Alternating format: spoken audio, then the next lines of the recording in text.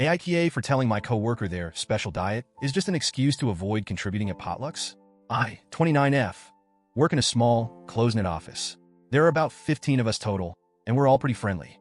Our office is the kind of place that really values team bonding events. Think escape rooms, pizza Fridays, and most importantly, potlucks.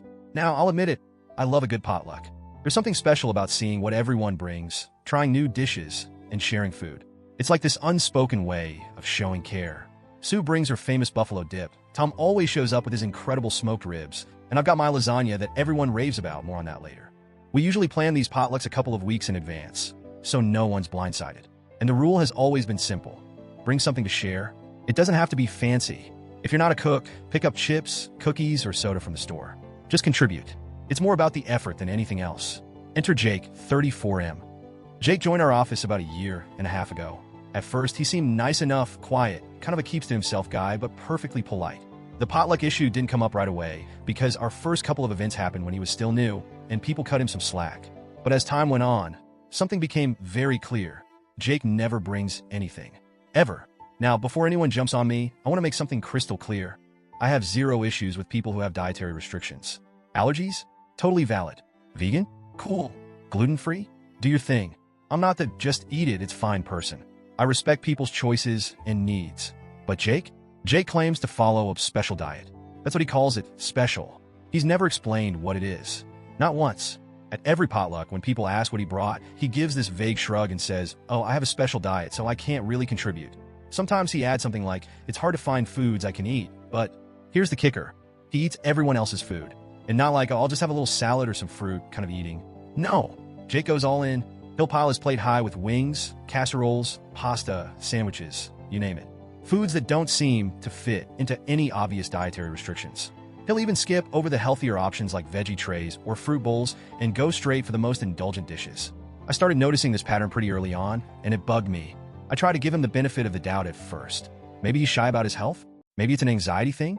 But it's been a year and a half, and at this point, it feels less like a special diet and more like a special excuse. Last week, we had our quarterly potluck, and I decided to go all out.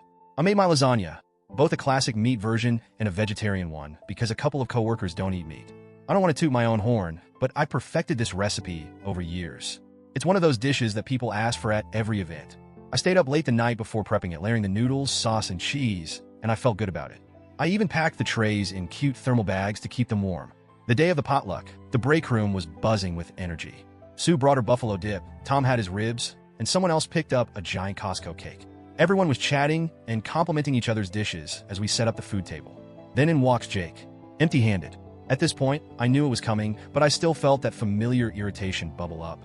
Jake strolled over to the table, looked around, and said his classic line, "Oh wow, everything looks great. I'll see what fits my diet." I watched as he picked up a plate and went straight for my lasagna. Both trays. Now, I'm not exaggerating when I say he took a huge portion. Like the kind of portion that makes you wince because you know someone else isn't going to get a chance to try it. I stood there watching him, and something inside me just snapped. I said, "Jake, if you can eat all this food, your special diet doesn't seem like much of a restriction. It just seems like an excuse not to bring anything." The room went dead silent. You know that feeling when you realize you've just said the thing everyone was secretly thinking? Yeah, that. Jake froze mid-bite. His face turned red, and he mumbled, I didn't have time to cook." I shot back, "That's fine, but you could have picked up something simple. Chips? Soda? It's not about the cooking. It's about contributing." He didn't say anything after that. He just put his plate down, muttered, "I think I'm going to head out," and left the room. The break room was awkward after that. A couple of people whispered, but no one outright said anything for a while.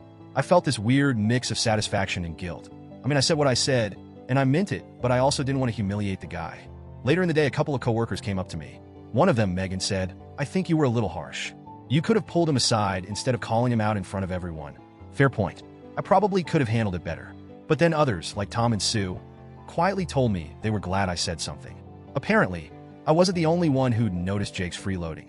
Tom even joked, "I've been wondering if his special diet was just free food only." Still, I couldn't shake the guilt. I didn't want to be the office bully. I wasn't trying to make Jake feel small. I just wanted him to realize how unfair it is for him to take advantage of everyone else's efforts. The thing is, Jake's excuse, "I didn't have time to cook," just doesn't sit right with me.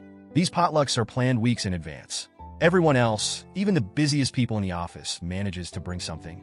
Sue's got 3 kids and still whips up her buffalo dip. One guy picked up a 12-pack of soda on his way to work. It's not that hard, and I wouldn't even care if Jake showed up with something tiny like a bag of pretzels. I really wouldn't. It's not about the value of what you bring, it's about the effort. But Jake?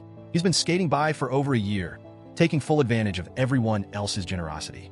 And yeah, maybe I shouldn't have snapped at him publicly, but I honestly feel like he needed to hear it. The office has been a little weird since then. Jake didn't show up for the last couple of days, and I've been wondering if I owe him an apology. On one hand, I think I could have handled the situation more tactfully. I'm not proud of embarrassing him. But on the other hand, I stand by what I said. Potlucks are about sharing, and it's not fair for one person to take without giving. It's basic courtesy. So, Reddit, AITA for calling out Jake in front of everyone? Should I have spoken to him privately instead? Or was I justified in saying something, given how long this has been going on?